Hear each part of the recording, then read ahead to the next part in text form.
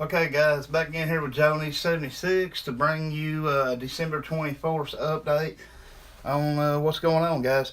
Uh, I watched the video here, guys, of them talking about the Democrats are for the $2,000 checks. They're trying to get the Republicans join in, but I'm gonna let y'all watch this video they did live on the news this morning. Uh, Good morning. I am joined by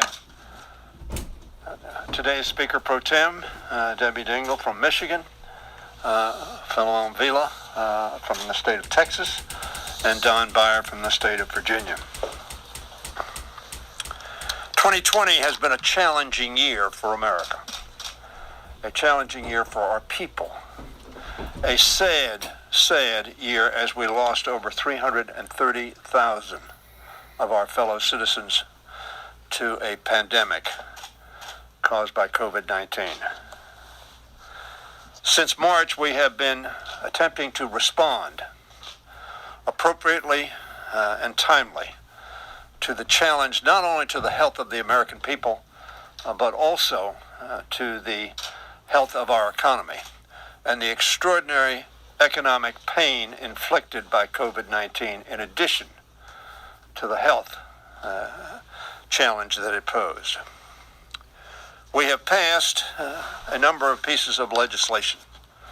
The first piece of legislation that we passed was on March 14th. That legislation passed 363 to 40. Shortly thereafter, some less than 2 weeks thereafter, we passed the CARES Act, passed in the House on voice vote. That was March 27th. On April 23rd, we passed the Paycheck Protection Program and Healthcare Enhancement Act, 388 to 5.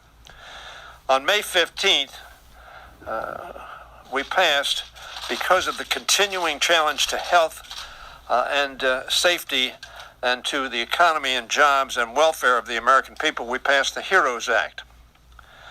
Unfortunately, by that time, the Republicans had decided that they'd done enough, that they should wait to see what would happen. When we passed the HEROES Act, and we passed it through the House of Representatives on a partisan basis, 214 to 207, the Majority Leader of the United States Senate, Republican Mitch McConnell, said, let the states go bankrupt. And the leader of the Republican Party in the House of Representatives, let's wait and see. And of course, what we saw from March on was continuing death of our people, continuing challenge to our hospitals and our workers, and continuing devastation to our families from an economic perspective. We urged the Republicans to come to the table with us. Speaker Pelosi talked to Mr. Mnuchin, Secretary Mnuchin, numerous times. But we could get no movement as the country continued to lose citizens as a result of COVID-19 and continued to have economic challenge. So when we came back in September, we passed another bill reducing the resources we have dedicated to fighting the pandemic and uplifting the economy by 35% as an effort to reach compromise. That was unsuccessful. Now, at an hour far too late, but never too late to do the right thing, we passed a very substantial piece of legislation just a few days ago in the House of Representatives.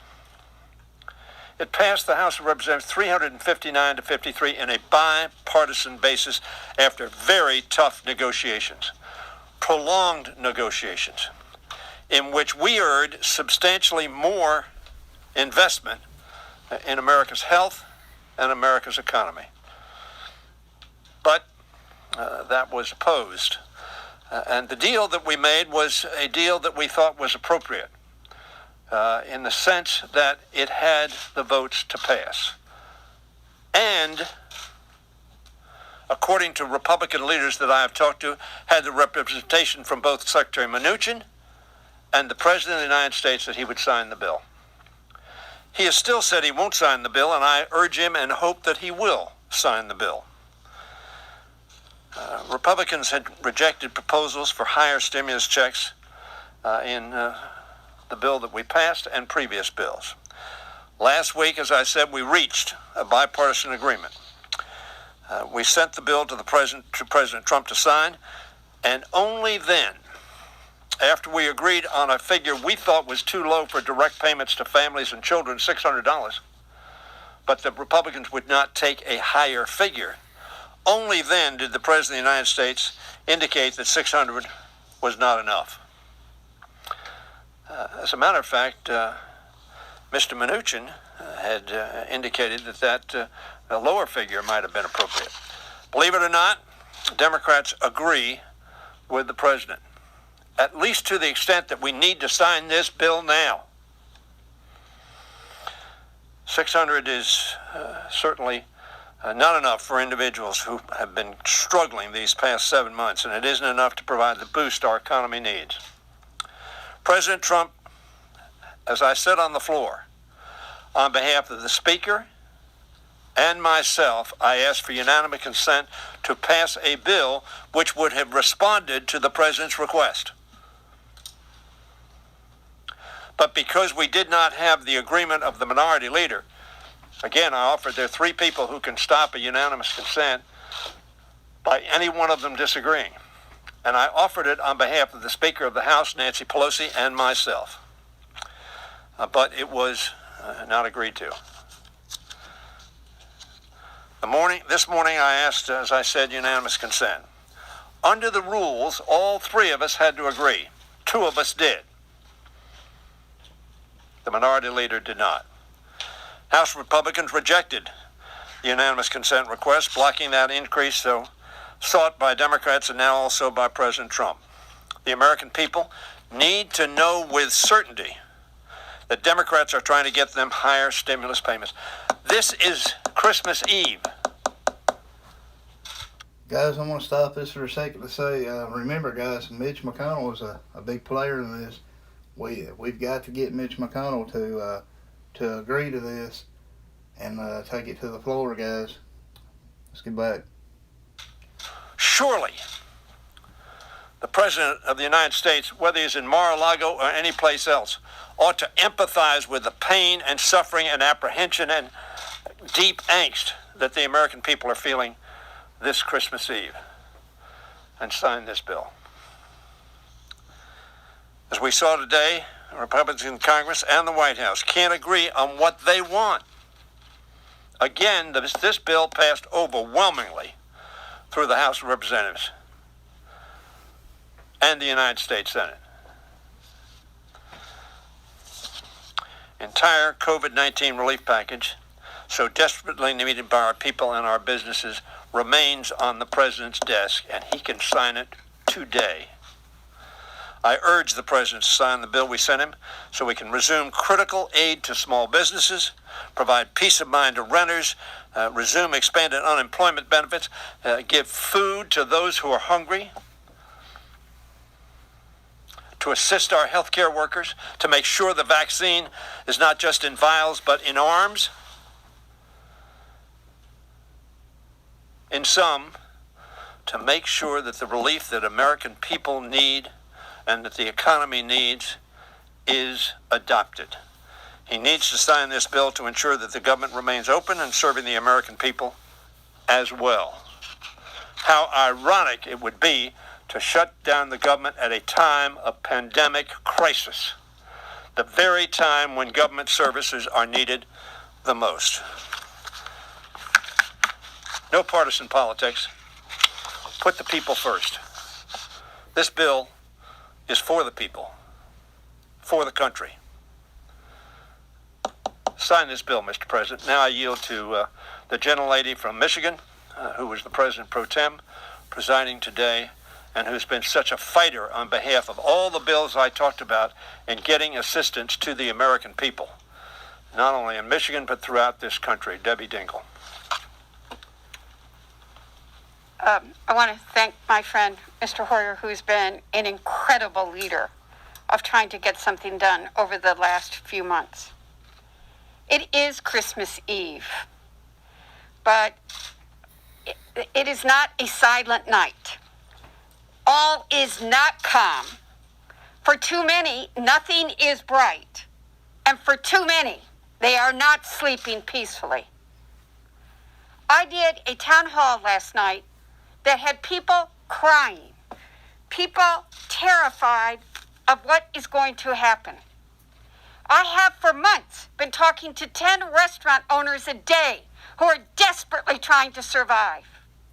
I've been talking to people who were scared they were going to be kicked out from their homes during the Christmas holidays. And still might be if we don't sign this bill. A father who called me 2 weeks ago and who said to me he had told his child that Santa Claus couldn't come this year, but he wanted to be able to feed her for Christmas. People don't know what the hurt is like there. Was this bill perfect? No.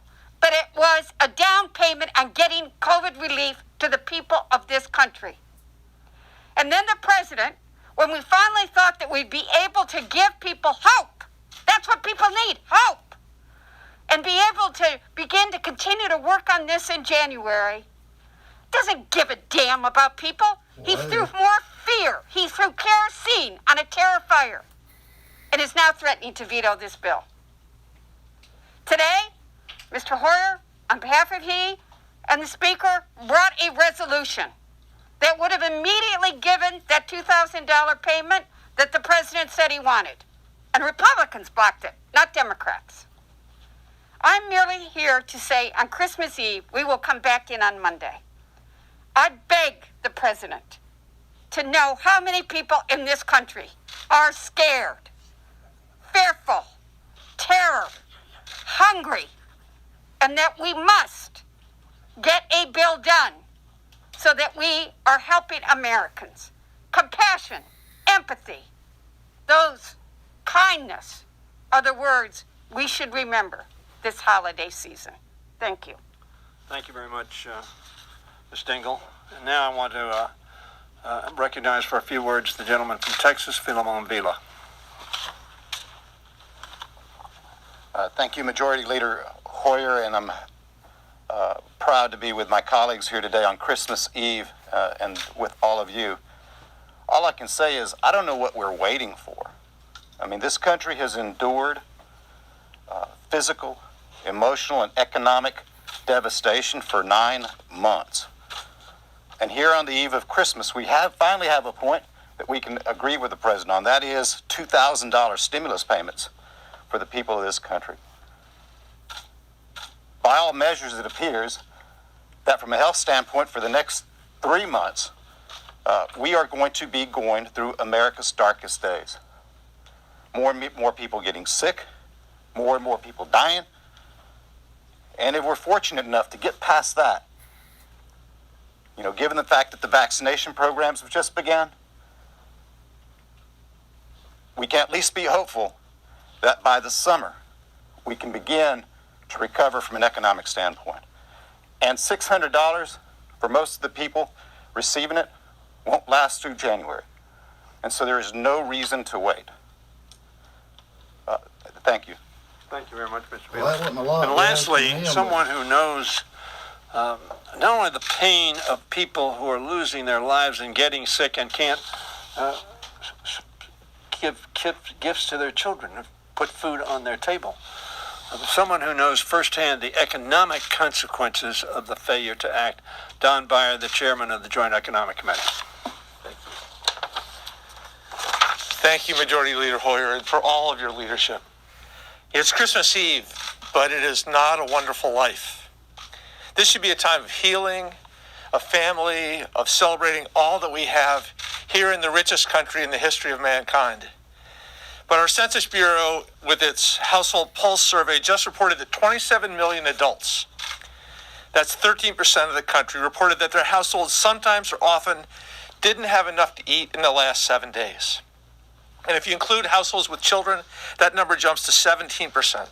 So 1 in 6 American families are going hungry. How do we sleep and then at night in a 21st century grapes of wrath when so many Americans don't have food for Christmas? Interest rates are near zero. There's little or no inflationary pressure. We have the strongest currency in the world. I've had very few opportunities to agree with Donald Trump the last 4 years, but I agree that we need to send bigger checks to the people most devastated by COVID-19 and its economic effects.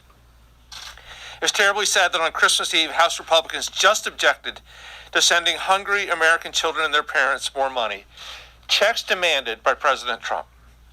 I called for direct payments to the American people on March 10th, and the House passed the HEROES bill in May with direct payments, PPP support to small businesses, strong unemployment aid, and nutrition and rental assistance. The House, as Majority Leader Hoyer said, has acted again and again and again and again.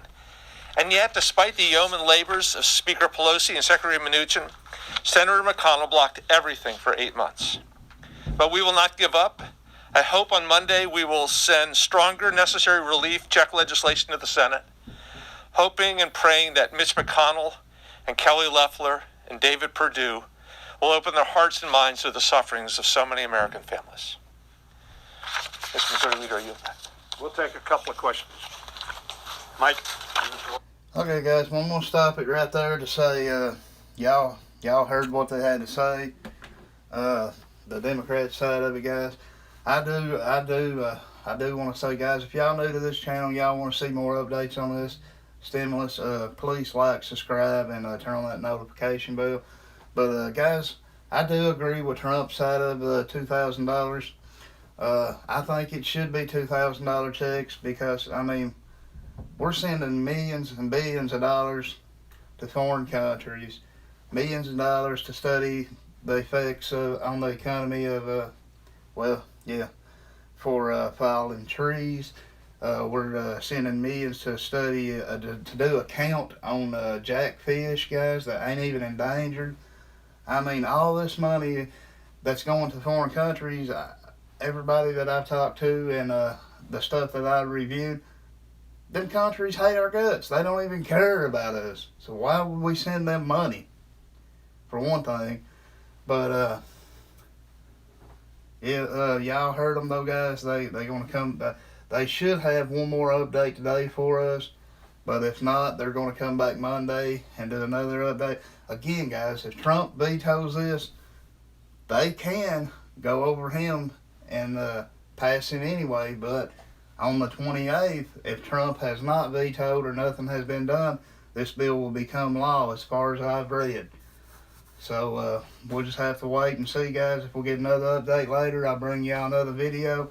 But if nothing don't happen, it will be probably Monday before we hear anything else about this. But I thank you all for watching, guys. If you're out there driving, please be careful. And guys, please have a Merry Christmas. Have faith, guys. Something good should come out of this, I'm hoping.